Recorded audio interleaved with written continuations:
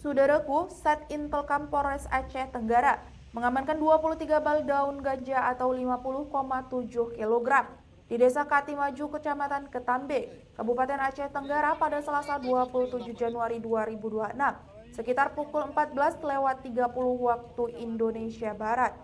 Penangkapan itu dipimpin Kasat Intelkam Polres Aceh Tenggara, Ibtu Jakaria beserta personilnya.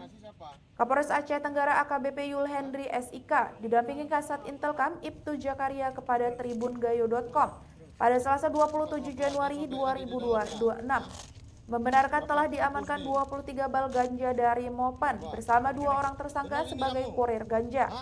Dijelaskan Kapolres Aceh Tenggara AKBP Yul Hendri, 2 orang tersangka sebagai kurir ini memuat ganja 2 karung di Mopen di Desa Lawe, Penanggalan, Kecamatan Ketambe, Kabupaten Aceh Tenggara.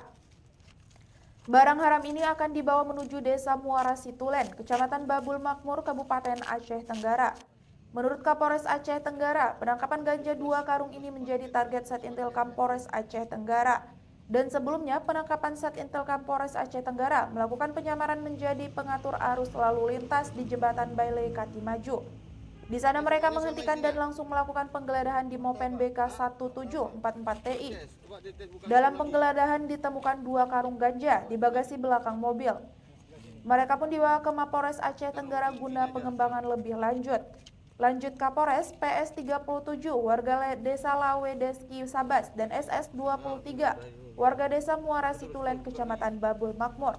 Sementara itu Ketua Barisan 10 Pemuda Aceh Tenggara Dahrin Syah memberikan apresiasi terhadap kinerja Kapolres Aceh Tenggara bersama Kasat Intelkam Ibtu Jakaria beserta Sat Intelkam Polres Aceh Tenggara serta jajarannya dalam pengungkapan kasus peredaran narkoba lintas provinsi.